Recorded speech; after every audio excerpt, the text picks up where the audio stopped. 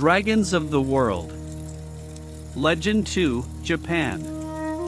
The Serpent, the Sword, and the Sea.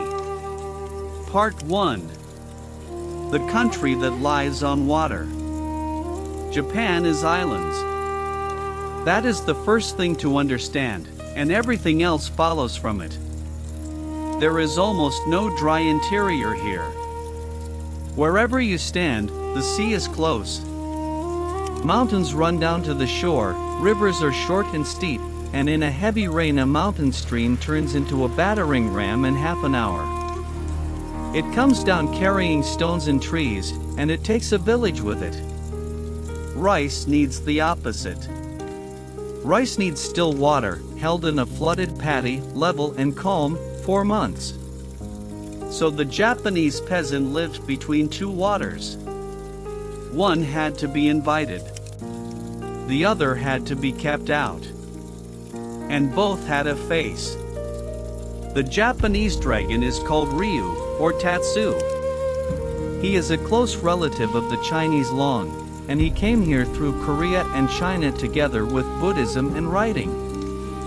Long body, no wings, deer horns, whiskers, a pearl under the chin. There is one difference, and the Japanese themselves pointed out with some pride. The Chinese imperial dragon has 5 claws. The Korean one has 4. The Japanese has 3. There is a joke explanation. The further the dragon traveled from China, the more claws he lost on the road. There is a serious one too. 3 claws are simply the older form, the one that existed before the Chinese court standardized 5 for the emperor. Japan took the archaic version and kept it. But the imported Ryu is only half the story. Because before any dragon arrived from the mainland, Japan already had its own creature in the water. A snake. The oldest Japanese cults are snake cults. The mountain god comes as a serpent. The water of a spring is guarded by a white snake. The rope of twisted straw hanging at the entrance to every shrine, the Shimanawa, is by one reading 2 serpents entwined. At the great shrine of Izumo that rope is enormous, thicker than a man, and it hangs there today. So 2 creatures met on these islands. The elegant Chinese dragon of the court and the temple, and the local river snake, older, heavier, hungrier. They never fully merged. And that is why Japan has both. A dragon you pray to for rain, and a serpent you have to kill. Let's start with the one you kill. Part 2. Susanoo and the 8-forked serpent. The oldest chronicles of Japan tell it like this. Susanoo is the brother of the sun goddess Amaterasu. He is the god of storms, and he is impossible. He wrecks his sister's rice fields. He breaks the boundaries between the paddies. He throws a flayed horse through the roof of her weaving hall, and one of her weaving women dies of fright. Amaterasu hides in a cave, and the world goes dark. They lure her out eventually, and then they deal with the brother. The gods cut off Susanoo's beard, pull out his fingernails and toenails, and throw him out of heaven. He comes down in the land of Izumo, by the upper reaches of the river high. And he sees chopsticks floating down the current. That is the detail that makes the whole scene work. Not an omen, not a sign in the sky. A used pair of chopsticks in a mountain river. Which means people live upstream. He walks up and finds an old man and an old woman, and a girl between them, and all 3 are crying. The old man is called Ashinazuchi. He says, "We had 8 daughters. Every year the 8-forked serpent of Koshi comes and takes 1. 7 are gone. This is the last, and he comes tonight." Susanoo asks what the serpent looks like. And the description in the chronicle is one of the strangest in world mythology. He has 8 heads and 8 tails. His eyes are red like winter cherries. On his back grow moss and cypress trees and cedars. His body stretches across 8 valleys and 8 hills. And his belly is always wet with blood, cracked and inflamed. Look at that again. Trees grow on his back. He is the size of 8 valleys. This is not an animal. This is a landscape. Which is exactly why nobody today thinks the story is about a monster. The river high in Izumo floods, and it floods in branches, 8 streams tearing down the mountain at once. Its water runs red, because these mountains carry iron sand, and Izumo was the oldest ironworking region in Japan. Smelters here washed iron out of the riverbed and stained the water rust red for kilometers. A red-bellied serpent with 8 forks, coming down the mountain every year to take a girl. That is the flood, and that is the sacrifice people made to it. Susanoo says, "Give me the girl, and I will deal with him." They agree. And he turns her into a comb and puts the comb in his hair. This is not explained anywhere. He just does it. Then he gives his instructions, and they are the whole point of the story. Brew sake, he says. Not ordinary sake. Brew it 8 times over, refined again and again. Build a fence with 8 gates. At each gate set a platform, and on each platform a tub, and fill every tub to the brim. They do it.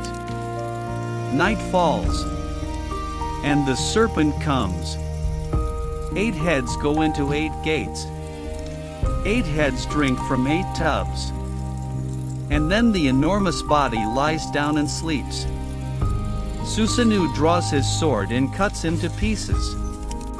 The river high runs with blood. And in the 4th tail, the blade strikes something and chips.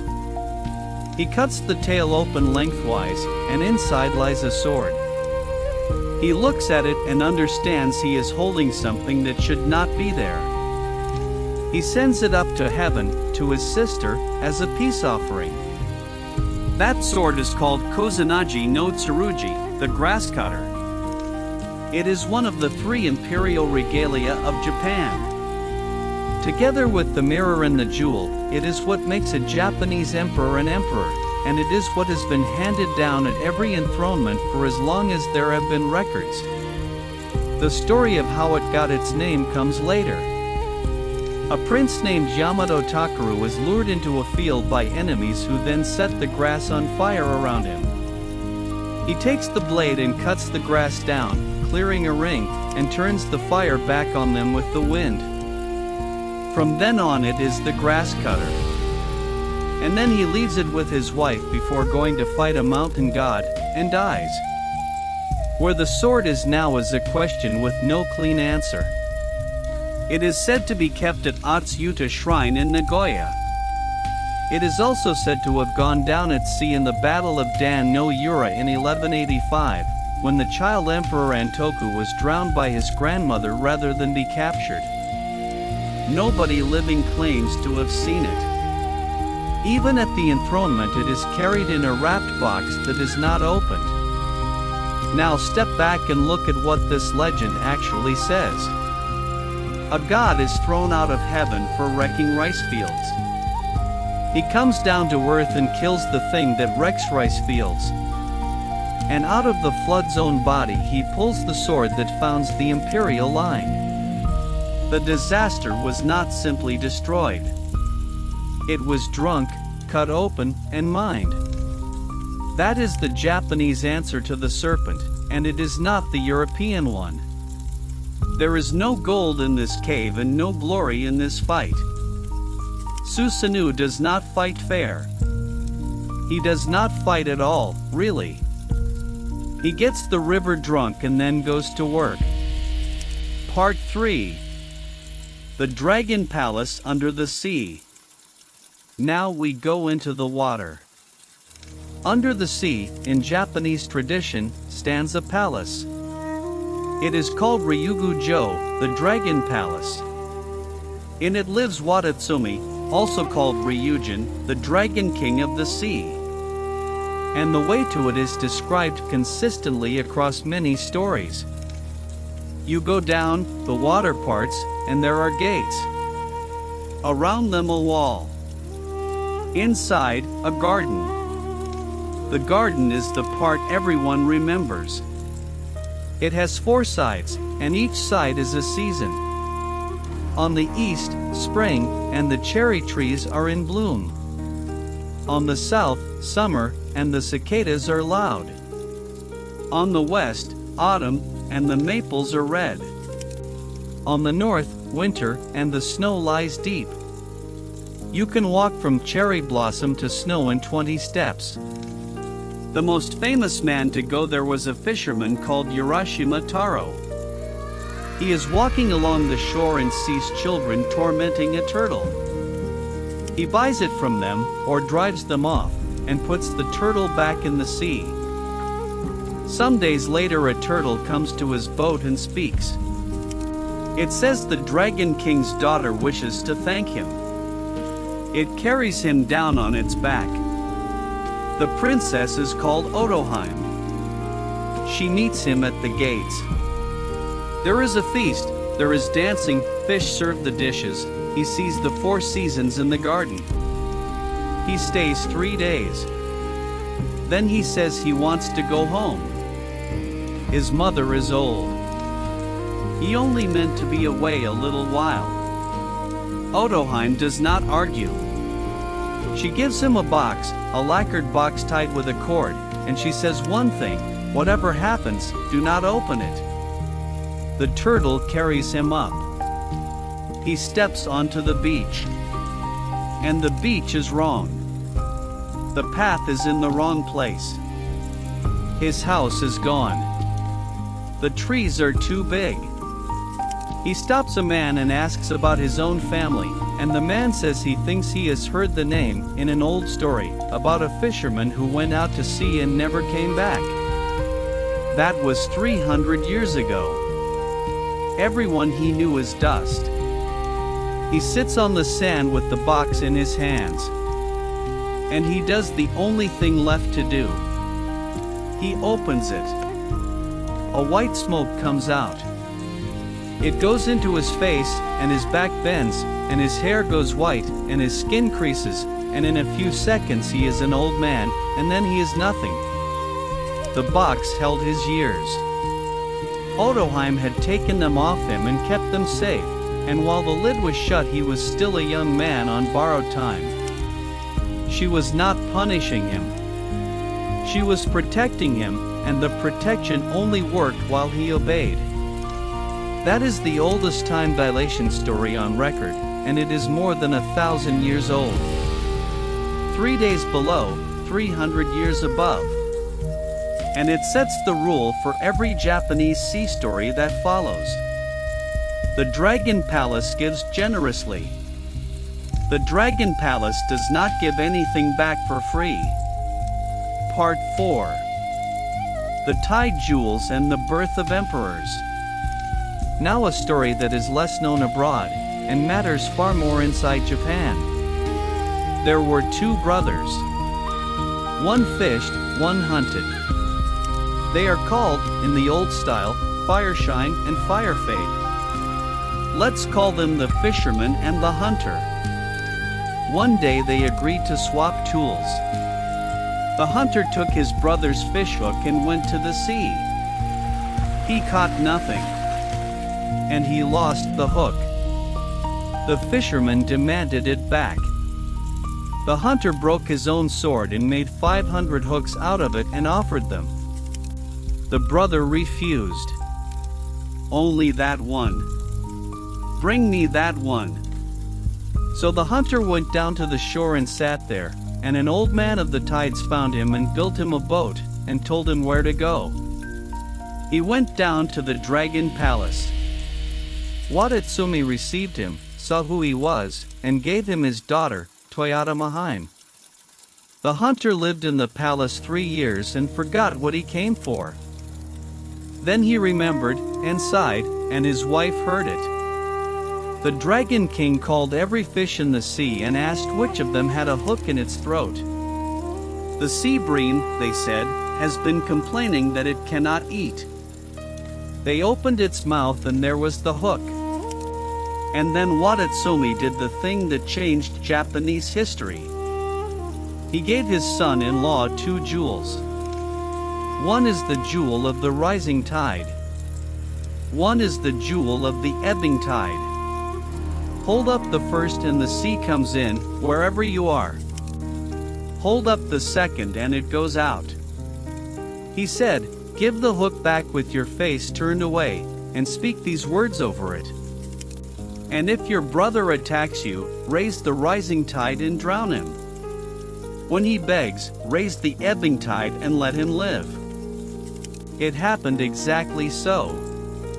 The brother came with a spear. The water rose to his knees, his waist, his throat. He begged. The water fell. And he swore that he and all his descendants would serve his younger brother's line forever. That is the founding charter of a dynasty, written as a fishing accident. The elder submits to the younger, and the younger holds control of the tide, given to him by a dragon.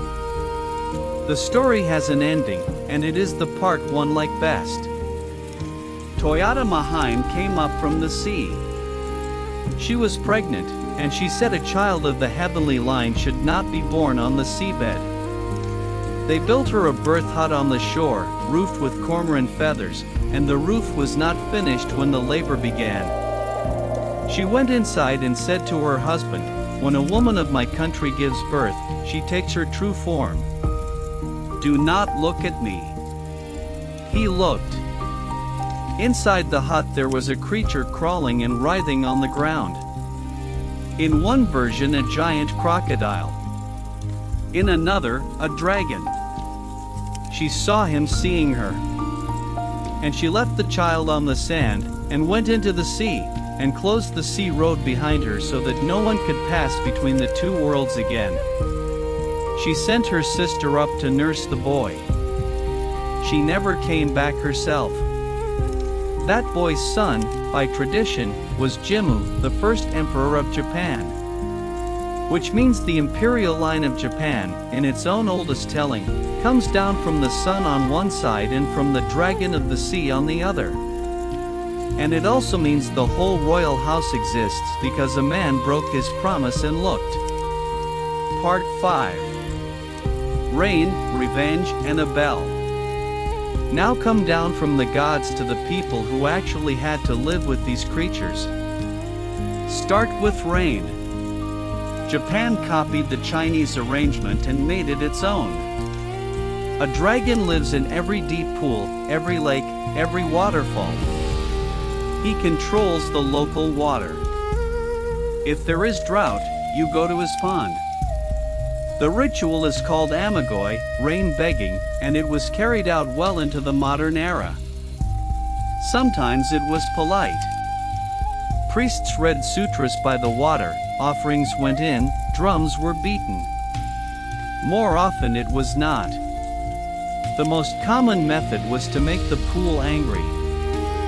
Villagers threw filth into it. Manure, blood, the head of a slaughtered animal, iron. The logic is straightforward. The dragon is clean. Foul his house and he will rise in a rage, and a raging dragon means storm, and storm means rain. Some places sent a man to swim across the sacred pool, which was forbidden the rest of the year. Some rolled a boulder in. Some lit huge fires on the bank at night. You will notice this is the same idea as the Chinese peasants flogging the statue, arrived at independently. If asking does not work, provoke.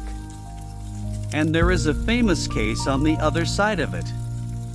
In the 9th century, Japan had a long drought, and a rain ritual was held at the imperial garden of Shinsen and in the capital. The monk Kukai, founder of the Shingon school, is said to have called a dragon there. His name is Zenio Ryuo, and by the story he came from a lake in India at Kukai's summons, and the rain fell. There is a shrine to that dragon at that garden in Kyoto now. The pond is still there. Now the other side. What a Japanese dragon does when it is angry at a person. There was a young priest, handsome, traveling on pilgrimage. He lodged for a night at a house near the Hidaka River. The daughter of the house, Kyoheim, fell in love with him. She came to him in the night. He put her off. He said, "Let me finish my pilgrimage, and I will come back to you on my way home." He was lying. He went home by another road. She waited. She learned he had gone. And she ran. She ran along the road and did not stop, and somewhere on that road something happened to her, because when she reached the Hidaka River she was no longer a woman. The rage had made her a serpent. The ferryman would not take her across. She went into the water and swam it as a snake. The priest, Anshin, had reached the temple of Dajaji and begged the monks to hide him. They lifted the great bronze bell and let him crouch under it and lowered it down over him. She came into the temple grounds and found the bell. She wound herself around it, coil after coil, and gripped it. And then she beat it with her tail, and her body grew hot, and the bronze began to glow. When it cooled and they lifted the bell, there were ashes underneath. She went back to the river and drowned herself. This story is performed constantly in Japan. There is a no play. There is a kabuki dance where the dancer changes costume on stage in an instant, and the audience watches the woman become the serpent in front of them. The bell hangs above the stage and drops. It is a horror story, but it is also a religious one. The lesson is not that women turn into snakes. The lesson is what an unquenched attachment does to a person, and what it does to the person who caused it. In Buddhist terms, both of them are destroyed by the same thing. And notice the shape of it. This is the closest Japan gets to the European dragon, and even here it is not a beast in a cave. It is a person. In Japan, a dragon is almost always someone who became one. A grieving woman. A drowned emperor. A monk who broke his vows. The scales are the last stage of a human story, not the first stage of an animal one. Part 6. The Dragon on the Ceiling. Walk into a large Zen temple in Japan and look up. On the ceiling of the lecture hall there is a dragon.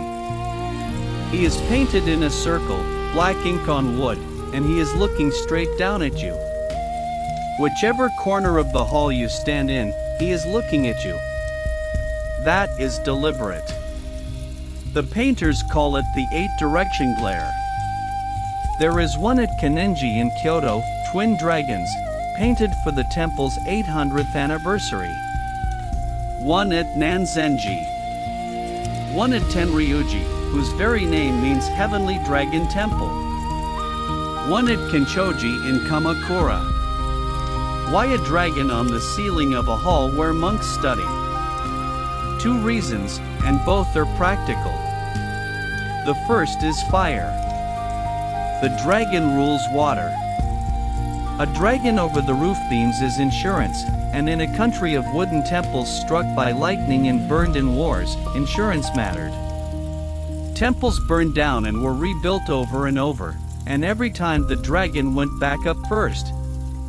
The second is the teaching. The dragon in the sky is the free mind, the awakened one, moving without obstruction. The monk sits under him and is reminded of what he is supposed to become. There is an old phrase used in Zen halls, reign of the Dharma, and the dragon is the one who brings the rain. And there is a Chinese story the Japanese kept, about a man named Yi Gong, who loved dragons. He had dragons carved on his pillars and painted on his walls and embroidered on his robes. A real dragon heard about him and came to visit, and put his head in at the window. Yi Gong ran. The phrase survives in Japanese as well as Chinese, and it means a person who loves the idea of something and cannot bear the thing itself. There is one more place the dragon lives, and it is the one every visitor meets without knowing it. At the entrance of every shrine and temple there is a stone basin with a ladle. You wash your hands and rinse your mouth before going in. And the water almost always comes out of a dragon's mouth. Millions of people every year hold their hands under a dragon. Nobody thinks about it. That is how completely this creature settled into the country. Part 7. The Dragon and the State. Now the political layer, because it is different from China and the difference is sharp. In China the dragon was seized by the emperor. 5 claws, yellow silk, death for wearing it. In Japan that never happened. The emperor's symbol is the chrysanthemum, 16 petals, and the sun. Not the dragon. The dragon in Japan stayed loose. He belonged to temples, to shrines, to sea gods, to warlords, to guilds, to whoever wanted him. Samurai clans put dragons on their armor freely. Merchants put dragons on their shop curtains. No court in Kyoto ever issued a decree about claws. So Japan ended up with a dragon that is sacred in public at the same time. He is in the imperial ancestry, through Toyota Mahaim, but he is not the imperial badge. He guards the state without belonging to the state. And there is a case where the state and the dragon met directly. In the 13th century the Mongols came twice. The largest seaborne invasion force in the world at that time, and Japan could not have stopped it in open battle. Both times a typhoon came and destroyed the fleet. The Japanese called that wind kamikaze, the divine wind. Officially the credit went to the gods of Ise and to Hachiman. But in the popular telling, and in the paintings, the wind comes off the sea, and what lives in the sea is the Dragon King. Shrines along the coast gave thanks to Watatsumi. The country had been saved by water, and water has an owner. That belief lasted 7 centuries, and in the 20th century the same word was used again, for men flown into ships. That is what happens when a myth stays alive long enough to be used. Part 8. What the Japanese dragon is. Let's gather it. The Chinese dragon is an official. He has a rank, a jurisdiction, a superior, and he can be reported to the authorities. The Japanese dragon is a neighbor. He lives in the pond at the edge of the village, or in the bay you fish, or under the waterfall where you are not supposed to swim. You know where he is. You buy and know where he is. You bring him things. You keep off his water on the days you are told to keep off it. And if the season goes badly, you go down to the pond and you insult him until he loses his temper and the sky opens. That is not the relationship of a subject to a bureaucracy. That is the relationship of a village to the thing living next door. So here is the summary of what Japan made. First, the dragon here is a shape people fall into. Kyoheim becomes a serpent from grief. Toyota Mahaim turns back into one to give birth. The 8-forked serpent is a river wearing a body. The line between human, landscape and dragon is thin, and it is crossed in both directions.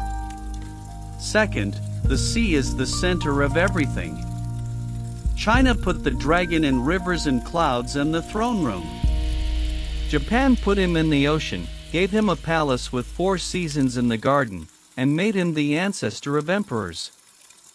That is what an island country does with the same imported animal.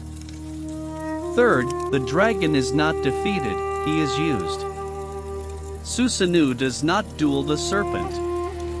He gets it drunk on 8 batches of sake and butchers it while it sleeps, then pulls a sword out of the corpse.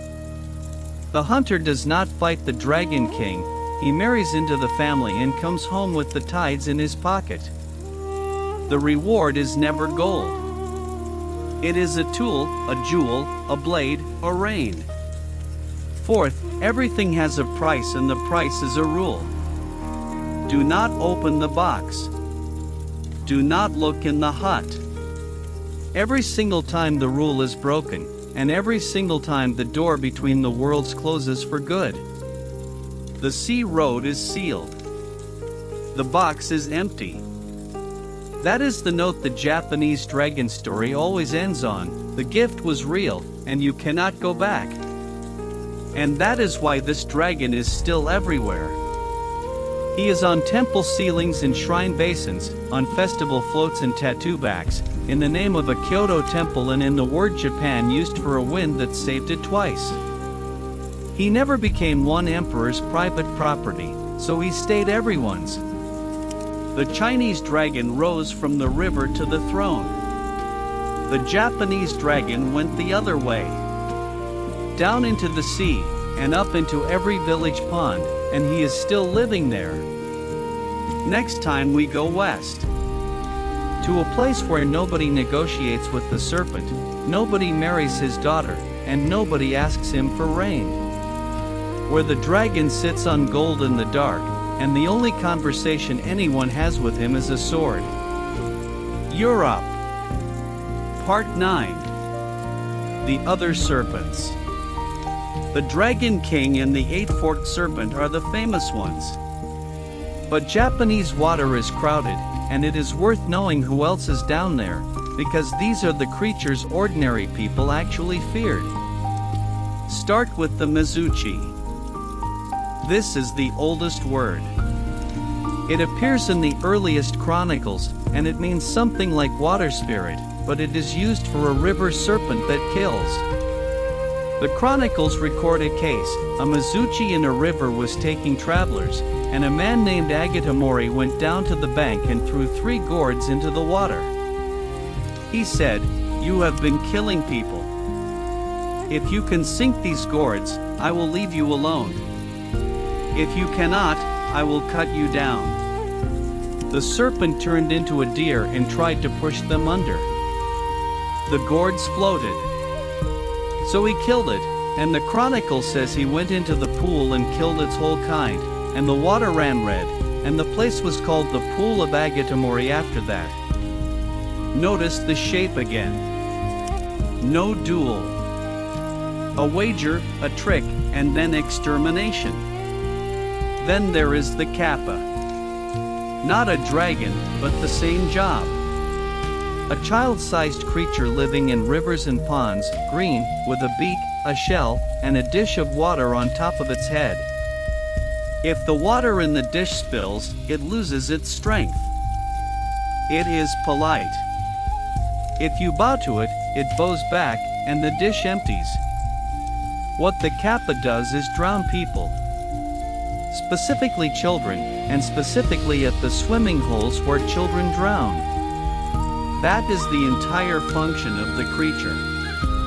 Every village had a stretch of river that took a child every few years, and every village had a kappa living in it, and every child was told the story before summer. It is a safety notice with a face. Then the great snakes of the lakes. Lake Biwa, the largest lake in Japan, has a dragon in it and one famous story attached. A warrior called Hidesada was walking across the bridge at Sita and there is an enormous serpent lying across it. Everyone else has turned back. He steps over it and keeps walking. That night a woman comes to him. She says she is the dragon of the lake, that she lay on the bridge to find someone without fear, and that a giant centipede has come down from the mountain and is eating her people. He goes with her, takes his bow, and shoots. The first 2 arrows bounce off. So he whets the 3rd arrowhead with his own spit, because human saliva is said to be poison to a centipede, and that one goes through the head. For that she gives him gifts from the dragon palace. A bag of rice that never empties. A roll of silk that never runs out. A cooking pot that needs no fire. He is called Tawara Toda after that, Lord Ricebag. And here is the thing about that story. He does not fight a dragon. He fights for one. The dragon is the client, and the monster is somebody else. That happens constantly in Japan and almost never in Europe. The serpent hires you. Then there are the 9 sons. Japan imported a Chinese idea that the dragon has 9 offspring and none of them is a dragon. Each turned into a decoration with a use. One likes to bear weight, so he sits under stone monuments. One likes to shout, so he goes on bell tops. One likes to swallow, so he goes on roof ridges to swallow fire. One likes water, so he goes on bridges. Walk around an old Japanese temple and you are walking through a family of them, all doing their jobs. And finally, the dragon in the sky over the mountain. There is a phrase used for the shape of a certain kind of cloud, and there are places where the local dragon is said to fly between 2 peaks on particular nights. Farmers watched clouds for a living. A long ridge of cloud pouring over a mountain pass, moving fast, with rain behind it, is the most exact picture of a Japanese dragon there is. Not an invention. A description. Part 10. The Dragon That Never Died. Now come forward to now, because this is the part where Japan differs from every other country in this series. In Europe, the dragon became a fantasy creature.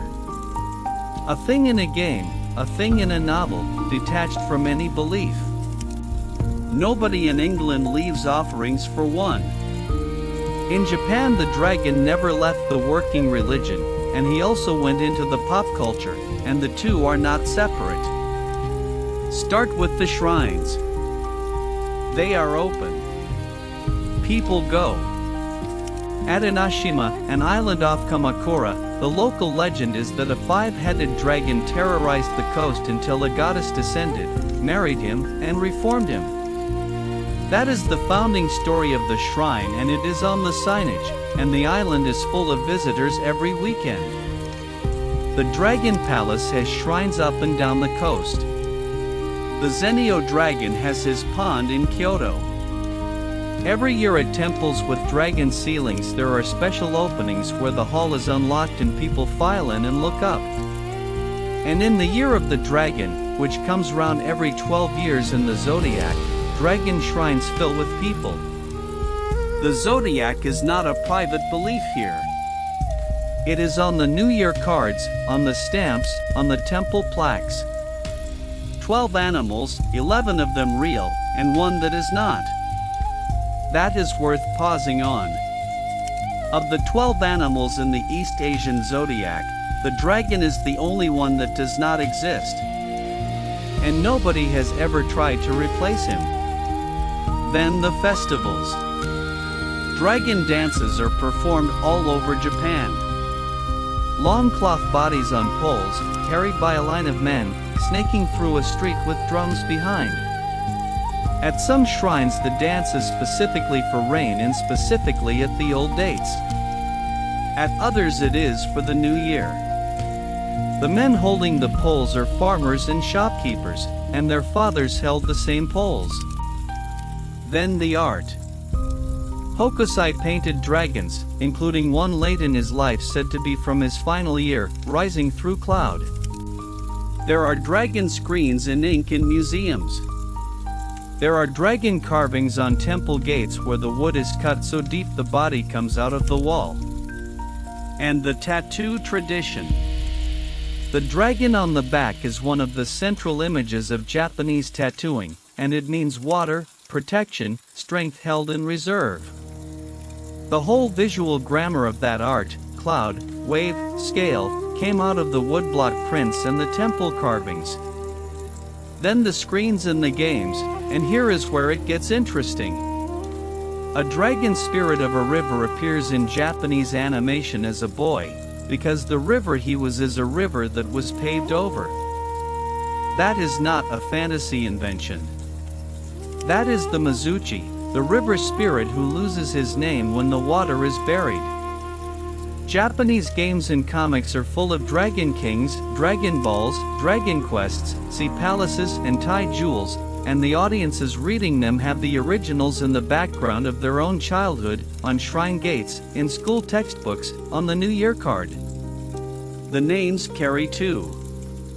Ryu is a common element in personal names. Tatsu as well. Places are named for dragons: Dragon Mouth, Dragon Gate, Dragon's Tail Valley. Ryugu, the Dragon Palace, was the name given by Japanese scientists to an asteroid, because the spacecraft went to it and came back carrying a sealed container. And when it landed they said, out loud, that this was Urashima Taro's box. Think about that. A country sends a probe 300 million kilometers, brings back a sealed box of dust, and reaches for a 1,000-year-old story about a fisherman to explain what it means. That is a live myth. Not preserved. In use. So here is where we end. The Chinese dragon was captured by the state and became a badge of power. The Japanese dragon stayed in the water and stayed everyone's. He is the flood you get drunk and butcher. He is the palace where 3 days cost you 300 years. He is the grandmother of emperors, seen once in a birth hut and never again. He is the rage of an abandoned woman wound round a bronze bell. He is the eye on the ceiling that follows you across the hall, and the mouth the water comes out of when you wash your hands at the gate. Every one of those is about the same thing. Water gives you everything and takes everything, and it does not care which. Next time, Europe, where the dragon has no palace, no daughter, no reign and no bargain. Where he sits alone in the dark on a pile of gold, and where the only man in the story is the one coming to kill him.